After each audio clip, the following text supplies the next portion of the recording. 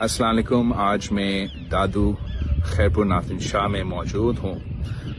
5 مہینے ہو چکے ہیں جب سے مانسون اور سیلاب کا سلسلہ شروع ہوا، اور جیسے آپ کو نظر آ رہا ہے ابھی تک جو ہے یہاں بہت سا پانی موجود ہے.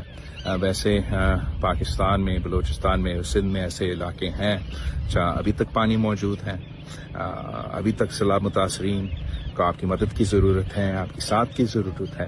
انشاءاللہ تعالیٰ 9 جنوری کو ہم وزیر اعظم صاحب اور UN سیکرٹری جنرل جنیوا میں سوئٹزرلینڈ میں ایک انٹرنیشنل کانفرنس رکھے گا، جہاں ہم اپنا ریکنسٹرکشن اور ریہیبلیٹیشن کا جو پلان ہے وہ لانچ کریں گے. میں بس دنیا کو دکھانا چاہ رہا ہوں کہ پاکستان کے عوام کتنا مشکل میں ہیں، اور اتنے مہینے بعد آج بھی پانی سے کچھ علاقے ڈوبے ہوئے ہیں، جہاں سے پانی نکل چکا ہے.